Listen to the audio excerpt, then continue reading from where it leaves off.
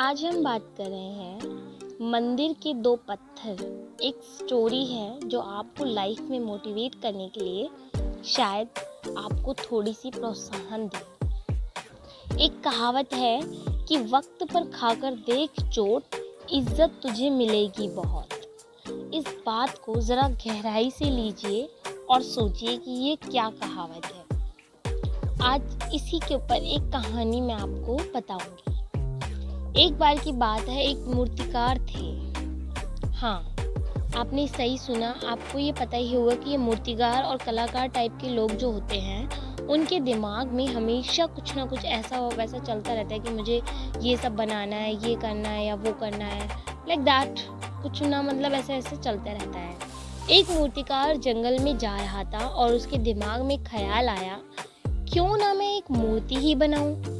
धीरे धीरे वह आगे गया और उसको एक पत्थर दिखाई दिया। छोटा पत्थर था, लेकिन वह उसको तराशने की कोशिश कर रहा था। तभी उसको एक आवाज़ सुनाई देती है कि रुक जाओ, मुझे मत तराशिए।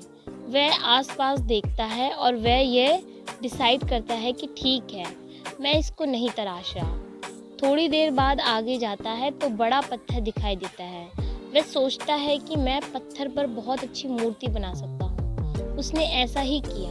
वह उस पत्थर पर बहुत अच्छी मूर्ति बनाता है, लेकिन पत्थर ज़्यादा भारी था और उसको ले जाने में उसको बहुत दिक्कत आई।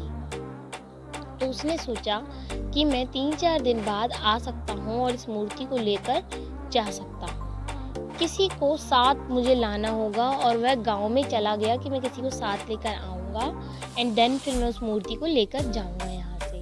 तब तक वह उस मूर्ति को तराश कर वहीं की वहीं छोड़ जाता है। जब वह गांव में पहुंचा तो उसका स्वागत हुआ, क्योंकि गांव वालों ने एक मंदिर बनाया है, उसमें वह मूर्ति की स्थापना करना चाहते हैं। मूर्तिकार ने बताया कि यह तो योग संयोग की बात है। मैं अभी थोड़ी देर पहले एक मूर्ति बनाकर आया हूँ।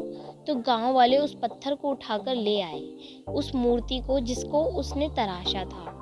और फिर उस पत्थर की पूजा होने लगी। यानी जो उस तराशे बड़े पत्थर को जो उसने तराशा था, उसकी पूजा होने लग गई, क्योंकि उसने वो मूर्ति भगवान की, गॉडेस की या किसी की भी बनाई, तो वो मंदिर में रखा गया।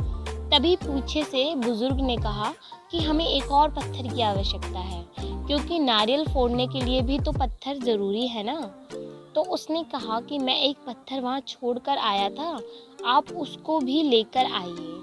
अब आप देखिए योग संयोग कैसा है कि दोनों ही पत्थर एक ही मंदिर में विराजमान हुए, लेकिन एक एक पत्थर पूजा जा रहा था और दूसरा एक पत्थर पर जो था वो नारियल फोड़े जा रहे थे, क्योंकि उसने परेशानी का मुकाबला करने से मना कर दिया, क्योंकि उसको वह प्रतिरोध और वह प्रताड़ना झेलनी पड़ती, क्योंकि वह लोहे को तराशा जाता, लोहे से उसको पीटा जाता, कूटा जाता।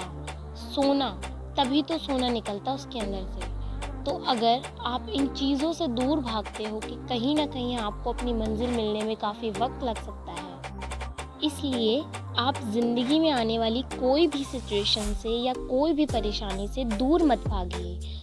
हो सकता है कि ये भगवान, किस्मत या ये डेस्टिनी, ये सब आपको तराश रहे हों, और हो सकता है कि आप तराशने के बाद जो सोना होता है, आप वो सोना बनकर निकलें। तो इसलिए अपने आप को कभी भी परेशानियों में ये सोचकर भागने के लिए मजबूर मत कीजिए कि नहीं, मुझे तो चोट लगेगी, मुझे दर्द होगा। कभी भी ज़िंदगी में कोई भी काम करने से पीछे मत हटिए कि मुझे इस काम से ये तकलीफ़ हो सकती है या मेरे शरीर में ये तकलीफ़ हो सकती है या फिर ऐसा भी हो सकता है। ज़िंदगी में आगे बढ़ने के लिए आपको कुछ परेशानियों को तो फेस करना ही होगा, कुछ प्रॉब्लम्स को तो फेस करना ही होगा। आप कब तक पीछे और पीछे और पीछे भागते रहेंगे? इसलिए अपने आप को तराशने दीजिए, चाहे दुनिया तराशे या आपका खुदा तराशे। पर ज़िंदगी में आप कभी हार न मानिए। ये मत सोचिए कि मुझे इससे दर्द होगा तो मैं ये काम नहीं करूँगा। ये सोचिए कि शायद ये काम करने से मेरी ज़िंदगी में आगे कुछ बदलाव हो जाए। हो सकता है कुछ बहुत बड़ा और बहुत बेहतर बदलाव भी हो जाए। इसलिए अपने आप को तराशने से कभी मत रोकिए और ज़िंदगी में आगे बढ़ने की सोचिए। वो कहते हैं ना, ज़िंदगी का एक उसूल है कि जब तक ना पड़े पत्थर पर लोहे की मार या हथौड़े की मार, तब तक पत्थर भी भगवान नहीं होता। इसलिए आप ज़िंदगी में आने वाली हर सिचुएशंस को फेस कीजिए, हिम्मत ना हारिए और आगे बढ़ने की हमेशा सोचते रहिए कि आज नहीं तो कल मैं इस सिचुएशन से निकलकर शायद कोई बहुत अच्छे सिचुएशन में चली जाऊँ। तो इसलिए अपने आप को हमेशा मोटिवेट कीजिए और मोटिवेट स्टोरीज़ पढ़कर आगे बढ़ते रहिए।